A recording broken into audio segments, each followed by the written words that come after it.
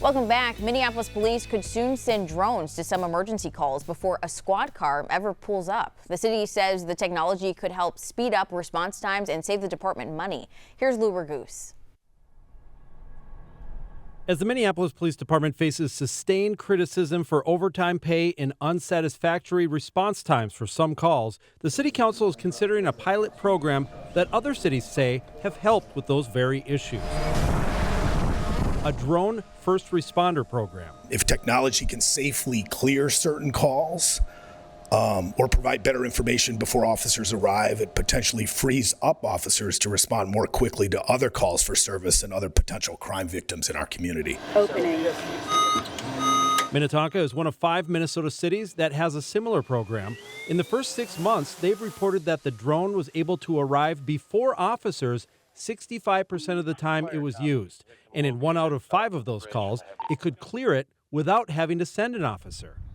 If the City Council approves a pilot program in Minneapolis, it would be based in the 4th Precinct in the North Side. Low priority calls have notoriously slow response times when police are busy with violent felonies. Front now, he's just on the other side of that van. According to MPD, drones could significantly cut into that problem. 2 docs could have serviced 4,643 of those priority 001 calls under 2 minutes. On the issue of manpower, MPD pointed to Seattle suburb Redmond. Yeah, we get deflated at robbery. Which says its police department has reduced overtime. Everyone's arriving in the area. To note here, they have 113 hours of overtime hours saved, $60,000 cost saving from clearing calls with just a drone. City council members said they were impressed by the presentation, especially the idea of sharing the technology with other departments for things like checking abandoned grain bins, notorious for urban exploring.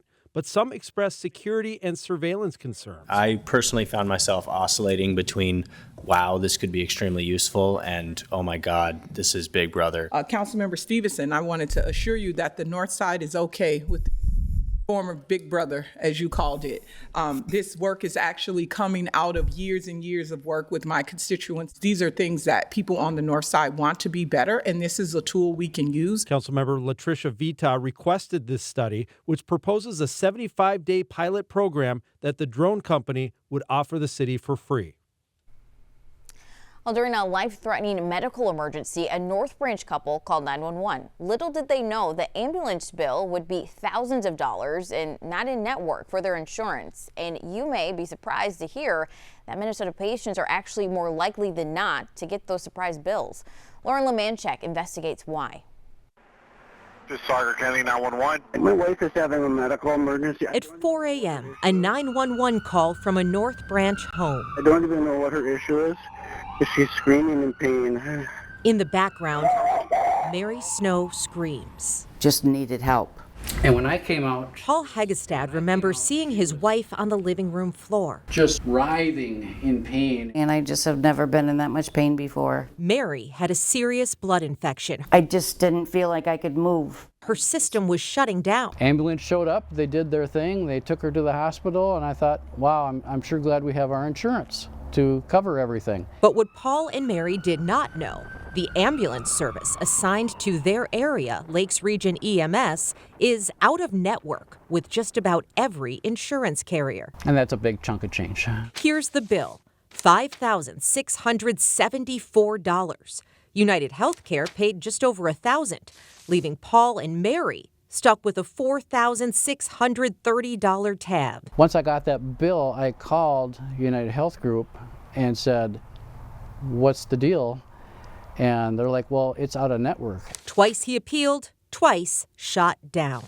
The last letter from United Healthcare said it was a final appeal. But who's going to tell me who's in network and who's not? And who cares at 4 o'clock in the morning when your wife is on the ground screaming? And here's the thing, even if someone did tell him, they wouldn't have had a choice of provider. Minnesota law spells out which ambulance service covers your county, but it doesn't require that insurance cover it. How often are ambulance bills out of network for insurance in Minnesota? Often. Susan Long with the Minnesota Ambulance Association says the reason comes down to money.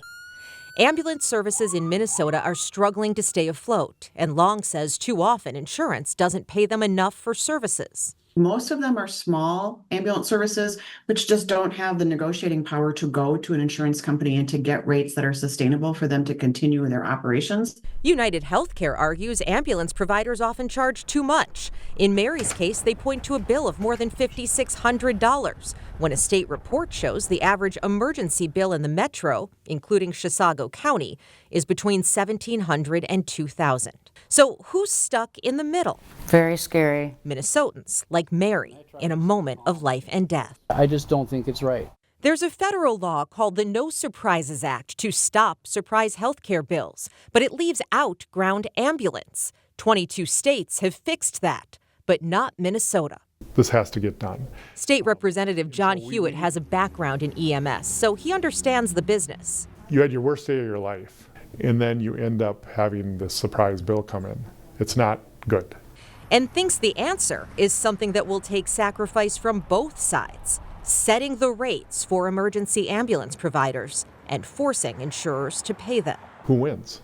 I don't know if anybody wins, but we got to make sure the public wins. Both the Ambulance Association and insurers say they're willing to work on a solution, but it will have to wait until next legislative session. Until then, Minnesota patients like Mary may find the heart attack comes after the ambulance drives away. You shouldn't have to worry about whether your ambulance ride is going to be covered when you're in a life and death situation. After 5 months and multiple appeals, just hours after we contacted United Healthcare for this story, Mary and Paul got a call saying they'd cover all of Mary's ambulance bill.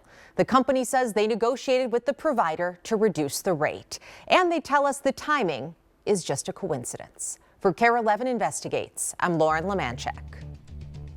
Stick with us. More news and weather is coming up after the break.